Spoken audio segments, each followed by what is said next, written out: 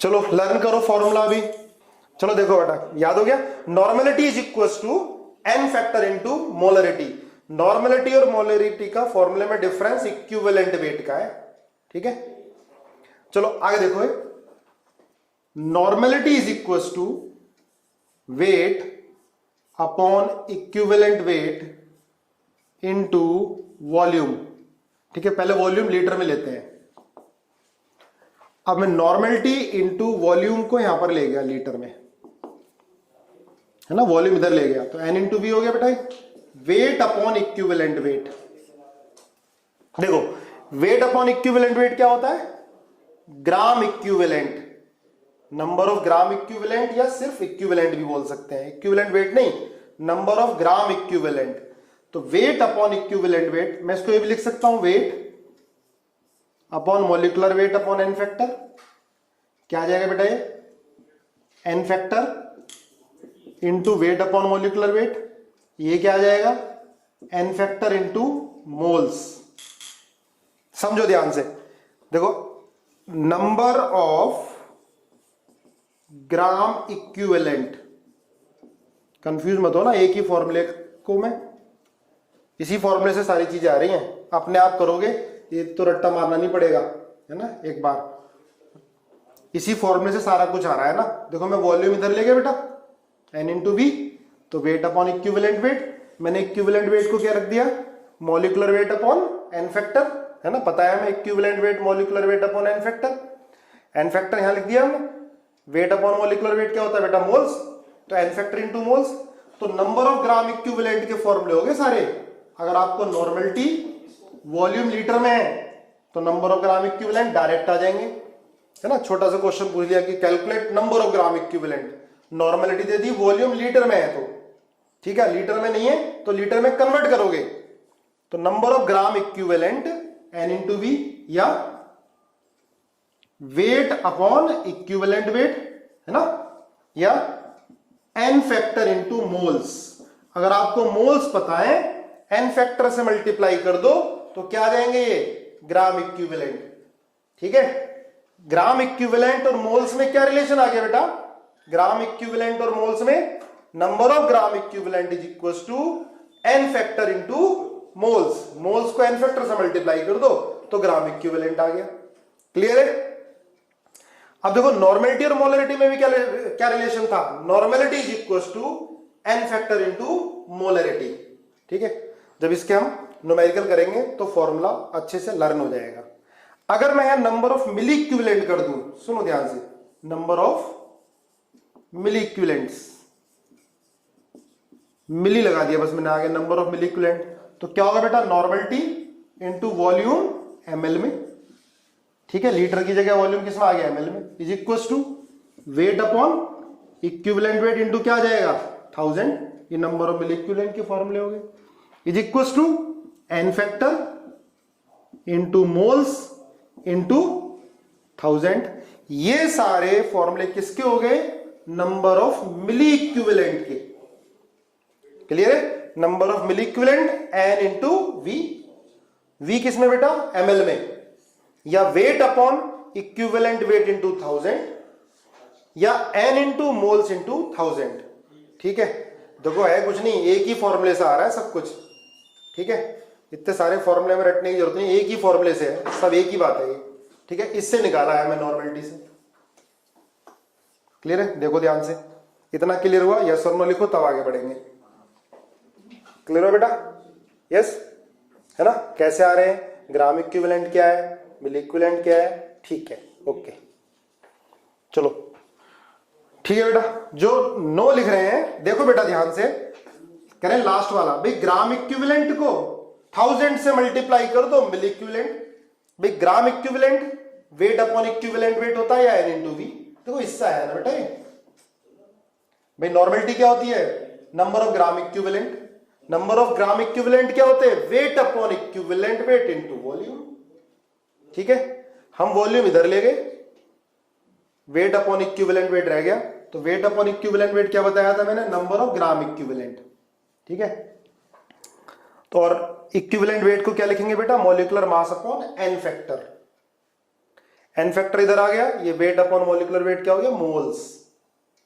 तो number of gram equivalent, ये सारे फॉर्मूले किसके हैं, नंबर ऑफ ग्राम इक्विवेलेंट के, नॉर्मेलिटी से आया ना, तो number of gram equivalent N into V, V litre में, या वेट अपॉन इक्विवेलेंट वेट, अगर वेट दे रखा है इक्विवेलेंट वेट से डिवाइड कर दो, नंबर ऑफ ग्राम इक्विवेलेंट आ जाएगा। मोल्स दे रखे हैं, एन फैक्टर से मल्टीप्लाई कर दो, नंबर ऑफ ग्राम इक्विवेलेंट आ जाएगा। मिलिक्विवेलेंट क्या है, 1000 से मल्टीप्लाई कर दी सबसे। यहां वॉल्यूम देखो, इक्विवेलेंट में वॉल्यूम किस में था, लीटर में, यहां पर किस में कर दिया, एमएल में कर दिया।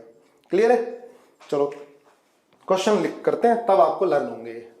लिखो, calculate number of milli equivalent, calculate number of milli equivalent of the following cases.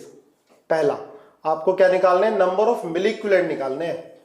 Calculate number of milli equivalent, मैं ऐसे लिखूंगा शॉर्ट में ME, M dot E. Calculate number of milli equivalent, क्या हो गया बेटा, मिली इक्विवेलेंट का formula दोबारा देखो, एन इंटू वी, अगर नॉर्मेलिटी दे रखी है तो नॉर्मेलिटी इंटू वॉल्यूम, वॉल्यूम किसमें, एमएल में, weight upon equivalent weight into 1000, weight दे रखा है तो, मोल्स गिवन है तो एन फैक्टर से मल्टीप्लाई कर दो into 1000, number of milli equivalent find करने। तो calculate number of milli equivalent of following example. ठीक है, पहला 10 ml of 0.1 molar H2SO4, molar है ये, ध्यान रखना। मिली इक्विवेलेंट का फॉर्मूला क्या होता है, N into V, N normality, और नॉर्मेलिटी और मोलरिटी में रिलेशन क्या होता है। चलो पहले ये बताओ, first part, 10 ml of 0.1 molar H2SO4, इसके मिली इक्विवेलेंट कितने होंगे, 2, सबका आ गया। देखो कैसे निकालेंगे इसके मिली इक्विवेलेंट बेटा, मिली इक्विवेलेंट का फॉर्मूला, अगर नॉर्मेलिटी गिवन हो, तो नॉर्मेलिटी गिवन नहीं है पर मोलरिटी है, तो normality into V, V ml में है, ये मिली इक्विवेलेंट का फॉर्मूला होता है। देखो इधर, अब नॉर्मेलिटी और मोलरिटी में क्या रिलेशन होता है बेटा, मैंने आपको बता दिया, normality is equal to N factor into molarity.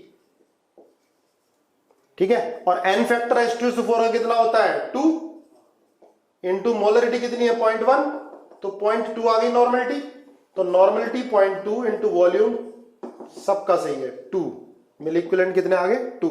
चलो सेकंड क्वेश्चन करो, 7.4 ग्राम ऑफ CaOH का होल ट्वाइस, सॉल्व करो फटाफट। Third 0.1 molar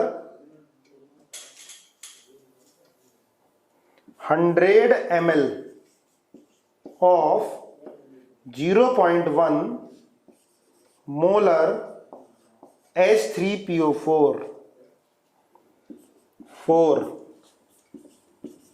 10 ml of 0.2 molar H3PO3, 5 10 ml of 0.2 molar H3PO2, 5 200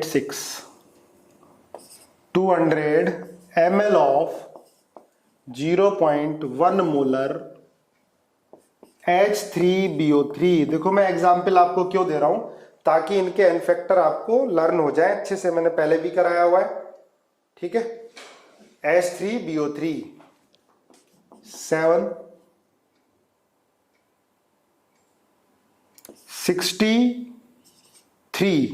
6.3 gram of HNO3,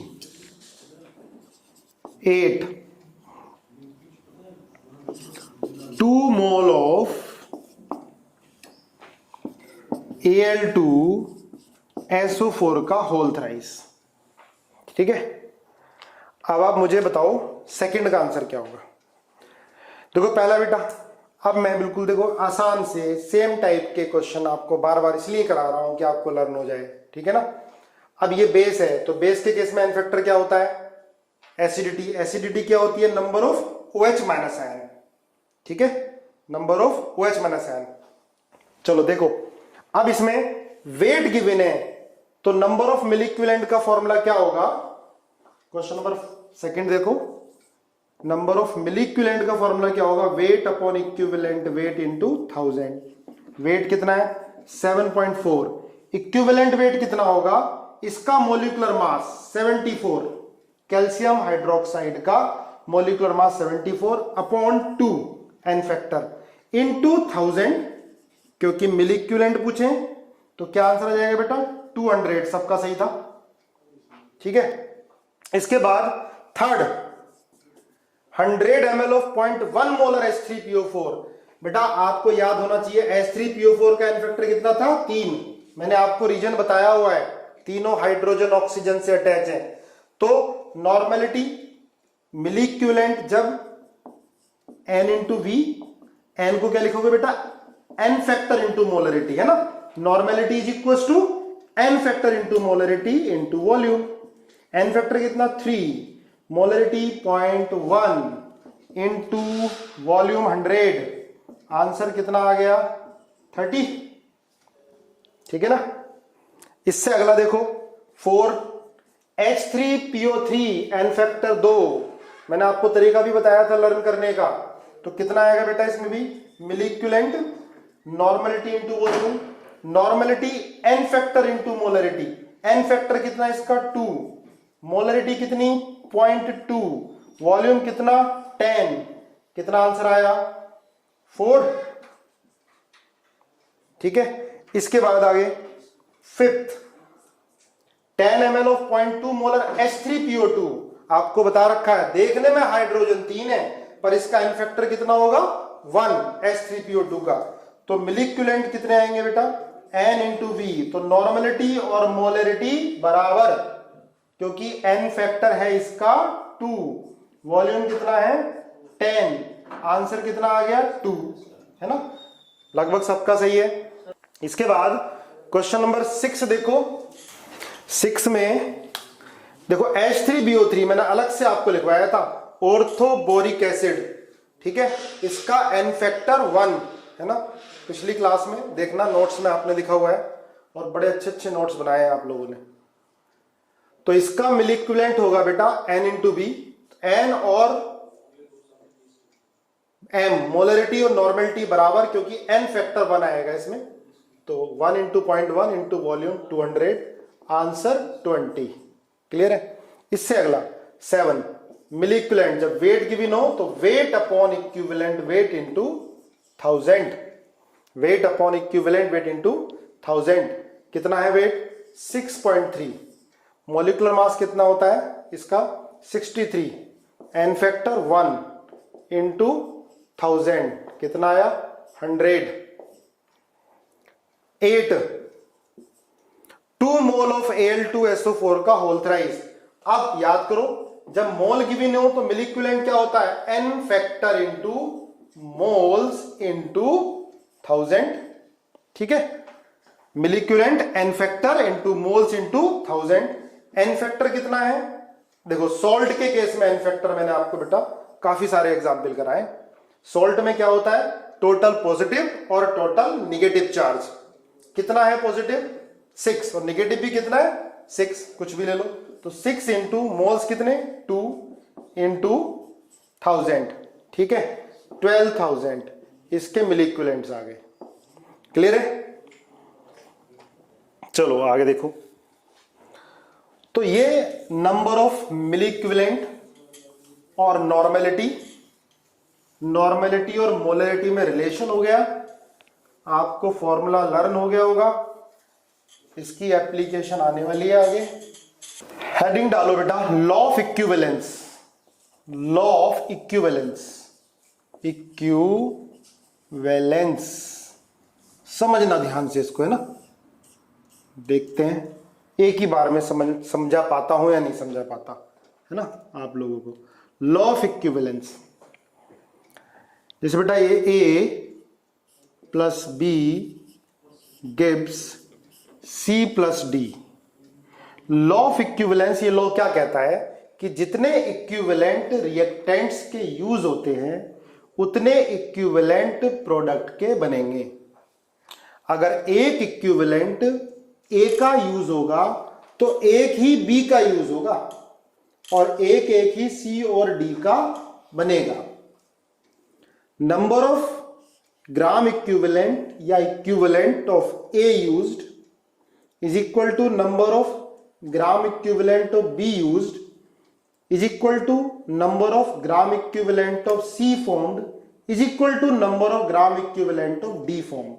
ये लॉ है, इसको मैं भी आपको कोशिश करूंगा समझाने की कैसे कैसे आ रहा है। कोई एक एग्जांपल लेंगे, ठीक है, लिख लो पहले। Number of gram equivalent of A used is equals to number of gram equivalent of B used is equals to number of gram equivalent of C formed is equals to number of gram equivalent of D formed। जितने gram equivalent reactant के use होंगे उतने gram equivalent product के form होंगे। देखो gram equivalent से हम question करेंगे तो रिएक्शन को बैलेंस करने की जरूरत नहीं है, ठीक है। बस जैसे मान लिया हमें ए का वेट पूछ लिया और सी का वेट दिया है, तो जितने सी के बने होंगे ना उतने ही ए के होंगे, रिएक्ट किए होंगे, है ना। Number of gram equivalent of A react is equal to number of gram equivalent of C formed. अभी जब इसकी एप्लीकेशन करेंगे तो और क्लियर होगा। यह लिख सकते हैं बेटा, milli equivalent of A used is equal to milli equivalent of B used is equal to milli equivalent of C formed is equal to milli equivalent of D form, है ना। इक्विवेलेंट में क्या है, मिली इक्विवेलेंट में 1000 से multiply कर दो, equivalent को मिली इक्विवेलेंट आ गया, एक ही बात है। Milli equivalent of A used is equal to milli equivalent of B used is equal to milli equivalent of C form is equal to milli equivalent of D form. अगर इसका एक equivalent use हो रहा है तो इसका भी एक ही होगा, 1:1 रेशियो ही होगा, ये ध्यान रखना। चलो मैं आपको एक्सप्लेन करने की कोशिश करता हूं। जैसे N2 plus 3H2 gives twice NH3। ध्यान से सुनना बेटा, है ना, देखते हैं समझ में आ पाता है नहीं आ पाता। इस लॉ को हम एक्सप्लेन करने की कोशिश करते हैं। वैसे तो लॉ है, दे दिया तो मानना पड़ेगा, जैसे ग्रेविटेशन लॉ है, पर इसको एक्सप्लेन करने की कोशिश करते हैं। N2 plus 3H2 gives twice NH3। अब देखो, जब मैंने आपको ग्राम इक्विवेलेंट वेट पढ़ाया था, है ना। इक्विवेलेंट वेट क्या होता है बेटा, it is the weight of substance which combine or displace 1 gram of hydrogen. जो 1 ग्राम हाइड्रोजन से रिएक्ट करे या 1 ग्राम हाइड्रोजन से कंबाइन करे या 1 ग्राम हाइड्रोजन से कोई बने, तो उसको क्या बोलते हैं, इक्विवेलेंट वेट। और हमने हाइड्रोजन का इक्विवेलेंट वेट कंसीडर किया था कितना, 1 ग्राम, याद है, 1 ग्राम। तो इसका ग्राम इक्विवेलेंट वेट कितना हो गया बेटा, 1 ग्राम। ये हमने कंसीडर किया था, याद करो, हाइड्रोजन का इक्विवेलेंट वेट 1 ग्राम कंसीडर किया था हमने, क्लियर है। इक्विवेलेंट वेट ऑफ हाइड्रोजन 1 ग्राम। अब हमें नाइट्रोजन का इक्विवेलेंट वेट निकालना है, N2 का। इस रिएक्शन में N2 का इक्विवेलेंट वेट निकालना है, ठीक है। हाइड्रोजन का इक्विवेलेंट वेट कितना, 1 ग्राम। ये हमने कंसीडर किया था, ये हमने माना था, और इसके रेस्पेक्ट में बाकी के इक्विवेलेंट वेट निकाले थे। यही तो थी बेसिक डेफिनेशन। अब देखो, अब रिएक्शन के अकॉर्डिंग 6 ग्राम हाइड्रोजन, ध्यान से देखो, 3 × 2, 6 ग्राम हाइड्रोजन कितने ग्राम नाइट्रोजन से रिएक्ट कर रहा है, 28 ग्राम। 6 gram hydrogen, 6 gram of H2 hydrogen, ठीक है। कितने ग्राम नाइट्रोजन से रिएक्ट कर रहा है बेटा, 28 ग्राम, है ना। समझने की कोशिश करो, 28 ग्राम ऑफ नाइट्रोजन। पर नाइट्रोजन का इक्विवेलेंट वेट क्या होगा, जितना वेट 1 ग्राम से 1 ग्राम हाइड्रोजन से कंबाइन करे। तो भाई 1 ग्राम से कितना कंबाइन करेगा? 28/6। तो ये 28/6 क्या आ गया?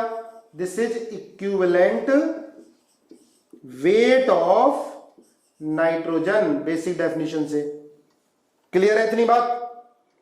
चलो आगे देखो। अब हमें अमोनिया का बताना है इक्विवेलेंट वेट। अब आप देखो बेटा 6 ग्राम से, है ना, 3 × 2, 6 ग्राम से अमोनिया कितना मिल रहा है? अमोनिया 17 होता है +2 कितना? 34 ग्राम। 6 ग्राम से अमोनिया कितना मिल रहा है? 34 ग्राम। 6 ग्राम हाइड्रोजन से। तो बेटा 1 ग्राम से कितना मिलेगा? 34/6। ठीक है, 1 ग्राम से कितना मिल गया? 34/6। ये क्या आ गया भाई? इक्विवेलेंट वेट ऑफ अमोनिया इस रिएक्शन में। तो आपको बता रखा है कि रिएक्शन में किसी कंपाउंड का equivalent weight reaction to reaction vary करता है, लेकिन मॉलिक्यूलर मास क्या होता है? फिक्स रहता है। अब नाइट्रोजन का मॉलिक्यूलर मास तो 28 रहेगा, लेकिन इसका reaction to reaction equivalent weight vary करेगा। अब हाइड्रोजन का तो हमने इक्विवेलेंट वेट कितना मान लिया था? 1 कंसीडर किया था, इसके रिस्पेक्ट में बाकी कैलकुलेट किया था। तो नाइट्रोजन का कितना आ गया? 28/6 आ गया इक्विवेलेंट वेट, और अमोनिया का कितना आ गया?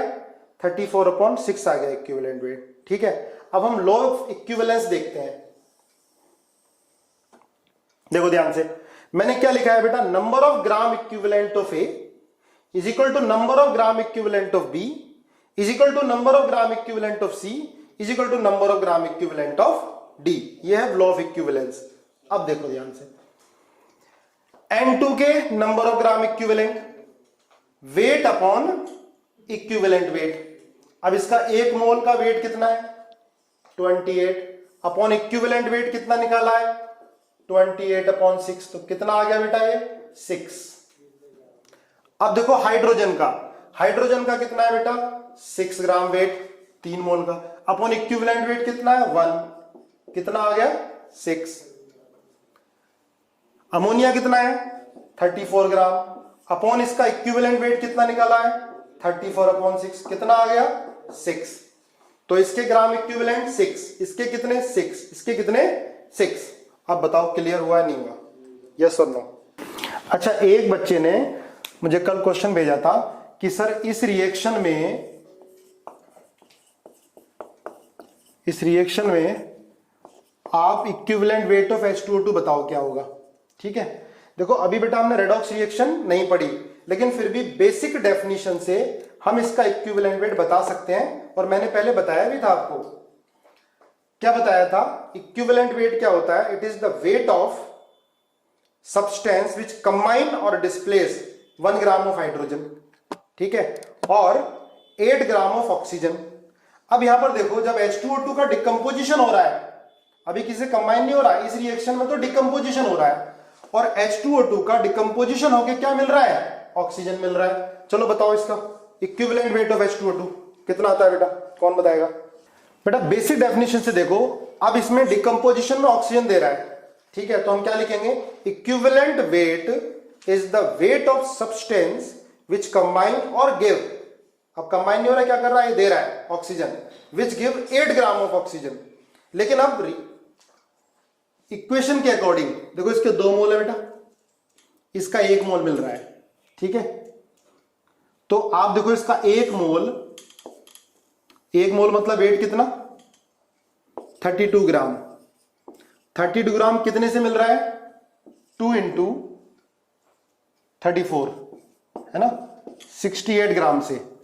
32 ग्राम ऑफ ऑक्सीजन कितने से मिल रहा है? 68 ग्राम से। तो बेटा 8 ग्राम ऑक्सीजन जितने से भी मिलेगा, जितने भी वेट से मिलेगा, वो क्या होगा? Equivalent weight. 68/4 कितना हो गया? ये 17 है ना, सबने सही बताया 17। चलो एक बार स्ट्रेंथ और देखो, स्ट्रेंथ ये मैंने आपको मोलरिटी में भी बताया था बेटा, स्ट्रेंथ मोलरिटी जब पढ़ाया था उसके साथ बताया था। स्ट्रेंथ एस, स्ट्रेंथ क्या होता है, नंबर ऑफ, ये weight of solute in gram upon volume of solution in litre. Strength weight in gram upon volume in litre, ध्यान रखना, weight in gram upon volume in litre, weight of solute in gram upon volume in litre, weight upon volume, ये होता है क्या, strength. ठीक है, अब समझो नॉर्मेलिटी का फॉर्मूला देखो क्या होता है, क्या लिखवाया था हमने नॉर्मेलिटी का formula, number of gram equivalent upon volume of solution. Number of gram equivalent क्या हो गया बेटा, वेट अपॉन इक्विवेलेंट वेट। देखो फॉर्मूले लर्न हो जाने चाहिए आज की क्लास में। ठीक है, वेट अपॉन इक्विवेलेंट वेट। देखो जो लाइव क्लासेस चल रही हैं, आपको सेल्फ स्टडी में इंक्लूड करना है कि जब क्लास अटेंड कर रहे हो तो सारा कुछ नोट करना है, पूरा ध्यान रखना ताकि फॉर्मूले लर्न हो जाए, क्योंकि हमें डीपीपी भी करनी है। हमारे पास 3 सब्जेक्ट हैं, ठीक है, उन्हें समय देना है। वेट अपॉन इक्विवेलेंट वेट है ना, नॉर्मेलिटी क्या होती है बेटा, number of gram equivalent upon volume of solution in litre, number of gram equivalent weight upon equivalent weight into volume, है ना। अगर वॉल्यूम लीटर में है तो यही फॉर्मूला लेगा, नॉर्मेलिटी वेट अपॉन वॉल्यूम क्या, स्ट्रेंथ, है ना। तो क्या लिख दो बेटा इसको मैं, स्ट्रेंथ अपॉन इक्विवेलेंट वेट। तो स्ट्रेंथ क्या आ गया, एन इंटू ई। स्ट्रेंथ, बड़े सारे फॉर्मूले हो गए ना, बड़ा टफ है लर्न करना, पर इंटरलेट करके लर्न करोगे हो जाएगा। कई सारे डीपीपी देंगे इसकी, जब यूज करोगे आप परमानेंट मेमोरी में चले जाएंगे। तो स्ट्रेंथ क्या हो गया, एन इंटू ई। अगर हमें स्ट्रेंथ पूछी है, नॉर्मेलिटी पता है, इक्विवेलेंट वेट से मल्टीप्लाई कर दो। ठीक है, चलो आगे देखो। अब इसका यूज देखते हैं हम, है ना, किसका, लॉ ऑफ इक्विवेलेंस का। तो जैसे बेटा NaOH है plus H2SO4 gives Na2SO4 plus H2O। ठीक है, NaOH plus H2SO4 gives Na2SO4 plus H2O। देखो ये दे रखा है 10 ml, 10 मिलीलीटर, सुनना ध्यान से, वॉल्यूम, और इसकी नॉर्मेलिटी की भी है बेटा 0.1 मोलर। ठीक है, इसका वॉल्यूम दे रखा है 10 ml और ये गिवन है ये भी 0.1 मोलर है। क्लियर है, NaOH plus H2SO4 Na2SO4 plus H2O। ठीक है, अगर हम मिली इक्विवेलेंट से क्वेश्चन करेंगे, लॉ ऑफ इक्विवेलेंट से करेंगे, तो रिएक्शन को बैलेंस करने की जरूरत नहीं है। ठीक है, समझने की कोशिश करना बेटा, आराम आराम से देखेंगे इसको। तो हमने लॉ ऑफ इक्विवेलेंस क्या पढ़ा है, equivalent of reactant used is equal to equivalent of product form. ठीक है, अब हमें यह बताना है कि नॉर्मेलिटी ऑफ सॉल्यूशन क्या होगी, सॉल्यूशन बेसिक होगा या एसिडिक होगा, और लॉ ऑफ इक्विवेलेंस को यूज कर रहा है हमें। अब सुनो बेटा, जब नॉर्मेलिटी और वॉल्यूम दे रखा होता है, इसकी भी नॉर्मेलिटी है, जब नॉर्मेलिटी और वॉल्यूम दिया होता है तो हम क्या लिखते हैं, नॉर्मेलिटी और वॉल्यूम दिया होता है तो मिली इक्विवेलेंट का फॉर्मूला क्या होता है, N इंटू वी। ठीक है, तो मिली इक्विवेलेंट ऑफ NaOH कितने होंगे भाई, 10 इंटू 0.1, कितना आ गया 1। मिली इक्विवेलेंट ऑफ H2SO4 भी कितना है,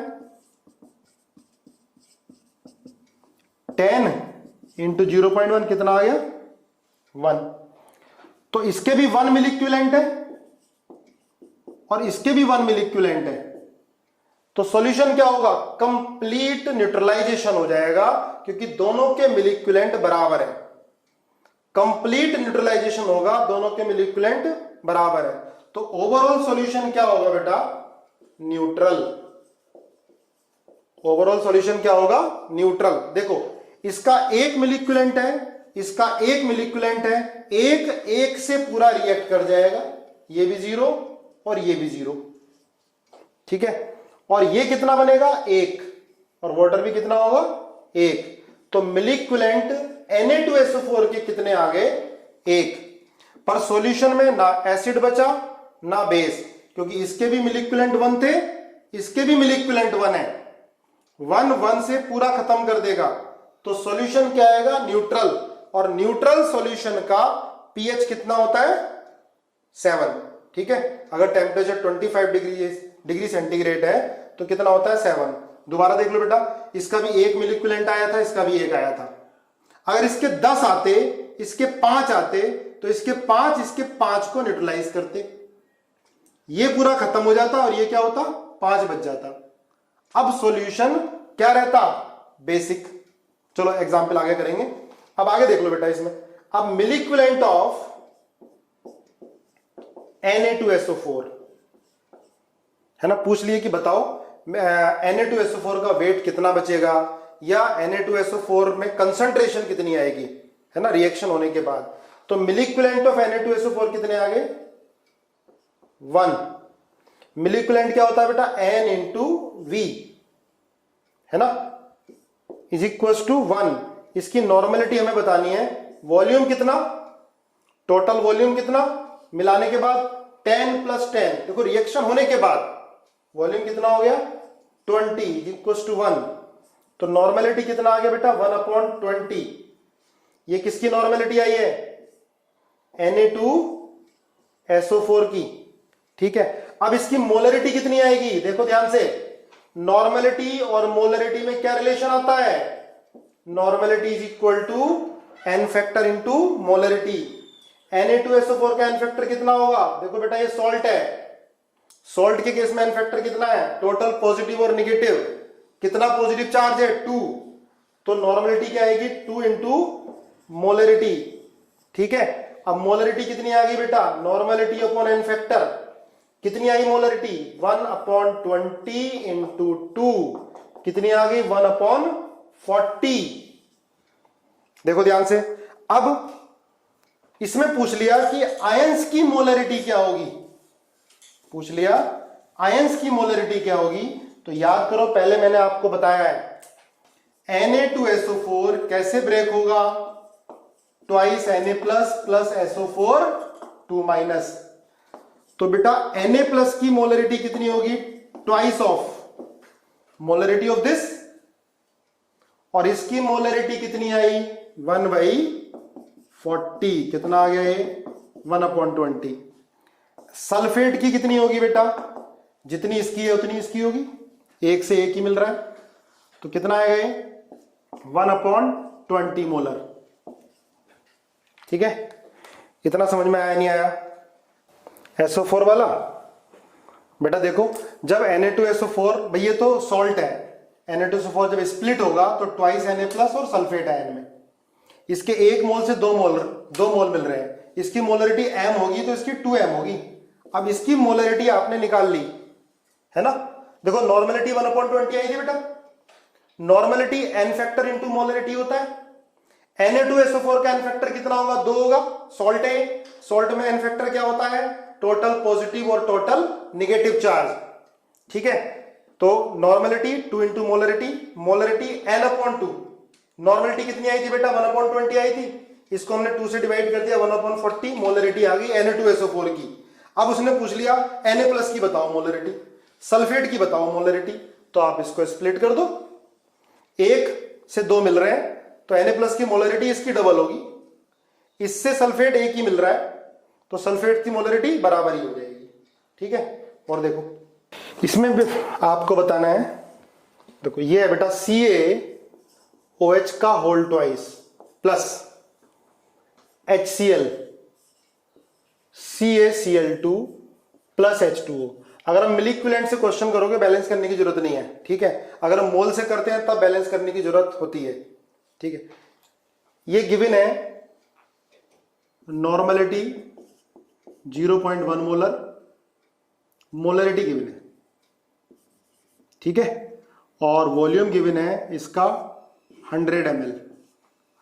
इसमें बेटा मोलरिटी गिवन है 0.1 मोलर ये, ठीक है, और वॉल्यूम इसका 100 ml है। आपको बताना है पहला case, first nature of solution, है ना। नेचर ऑफ सॉल्यूशन मतलब एसिडिक होगा या बेसिक होगा, एसिडिक होगा या बेसिक होगा, नेचर ऑफ सॉल्यूशन। सेकंड बताना है बेटा molarity of all ions present in solution after reaction, reaction के बाद मोलरिटी आयंस की क्या होगी, ठीक है। नेचर ऑफ सॉल्यूशन मतलब एसिडिक होगा या बेसिक होगा।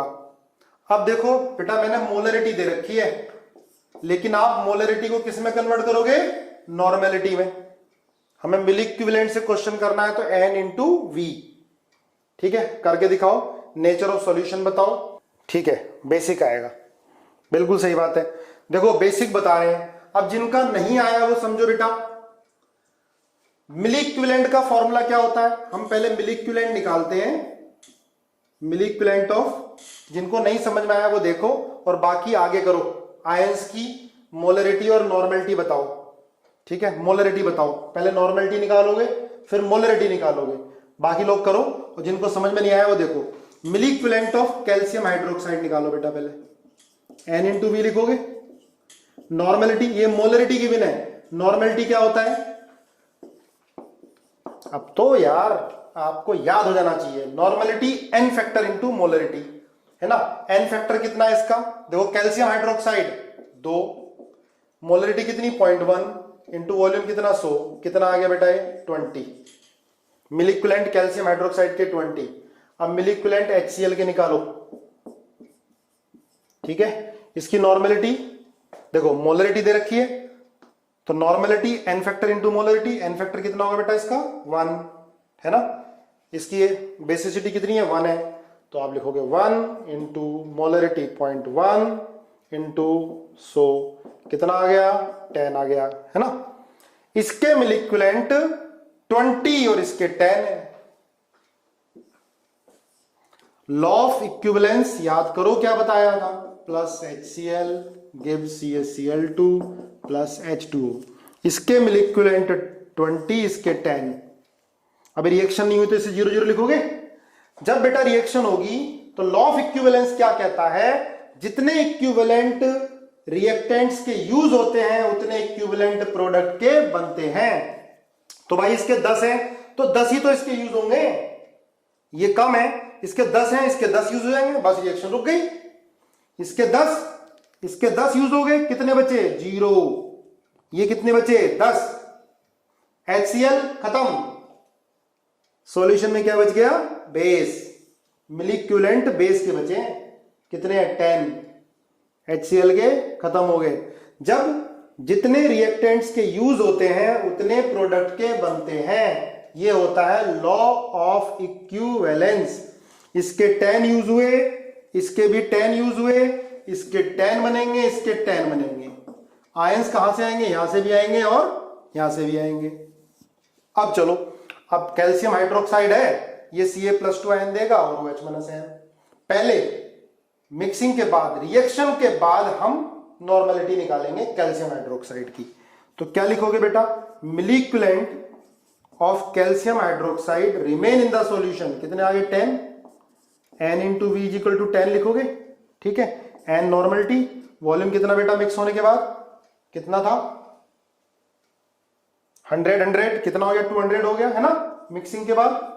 तो नॉर्मेलिटी कितनी आ गई 10/200, कितनी आ गई 1/20। ये नॉर्मेलिटी आ गई किसकी, कैल्शियम हाइड्रोक्साइड की है बेटा। अब हमें इसकी मोलरिटी निकालनी है, तो बेटा मोलरिटी कितनी होगी इसकी, normality upon N factor, normality कितनी है 1/20, एन फैक्टर कितना कैल्शियम हाइड्रोक्साइड का इंटू 2 कितनी आ गई 1/40। ठीक है, नॉर्मेलिटी थी पहले, निकाली हमने इसकी मोलरिटी निकाल ली एन फैक्टर से डिवाइड करके। क्लियर है, अब तो फॉर्मूले लर्न हो गए होंगे आप लोगों को। ठीक है, अब CaOH का होल ट्वाइस ये कैसे स्प्लिट होगा, Ca + 2 + 2OH - N। अब यहां से कैल्शियम की मोलरिटी कितनी आ गई भाई, देखो कैल्शियम हाइड्रोक्साइड से एक ही तो मिल रहा है Ca + 2, कितनी आ गई जितना CaOH का होल ट्वाइस है। लेकिन OH - N की कितनी आएगी बेटा, डबल आएगी। देखो 2 है, इसके 1 से 2 मिल रहा है, तो इसकी मोलरिटी M है, तो क्या करोगे 2 से मल्टीप्लाई, OH - N कितनी आएगी बेटा 1/20। क्लियर है, चलो आगे देखो, आयंस यहां से भी तो आएंगे CaCl2, तो CaCl2 के मिलिक्यूलेंट कितने आए, है ना, रिएक्शन के बाद 10 आए, है ना, N × V = 10, N मिक्सिंग के बाद वॉल्यूम कितना हो गया बेटा 200, दोनों का मिला के, दोनों को मिक्स कर दिया 10, तो यहां से नॉर्मलिटी कितनी आएगी बेटा 1/20। क्लियर है, नॉर्मलिटी 1/20 किसकी आई है CaCl2, तो बेटा इसकी मोलरिटी कितनी आएगी, है ना, molarity normality upon N factor, और एन फैक्टर कितना आ गया इसका 2, CaCl2 सॉल्ट है, Ca + 2 2Cl - N, तो ये कितना आ गया 1/40। ये मोलरिटी CaCl2 की आई, ये कैसे ब्रेक होगा CaCl2 Ca + 2 + 2Cl - N, तो यहां से Ca + 2 कितना आया बेटा भाई, एक से एक ही तो मिल रहा है, तो जो मोलरिटी इसकी होगी वही मोलरिटी Ca + 2 की होगी, तो कितना आ गया 1/40। Cl - N कितना हुआ डबल, कितना 1/20। देखो Cl - N यहां से भी आ रहा है और Cl - N नहीं, बाकी कहीं से नहीं आ रहा है, तो Cl - N की मोलरिटी 1/20, पर Ca + 2 यहां पर 1/40 आ रहा है, Ca + 2 यहां से भी आ रहा है। ठीक है, इन दोनों को आप ऐड कर दोगे। क्लियर है, ये 1/40। ठीक है, ओके, यहां से Cl - N क्लियर हुए।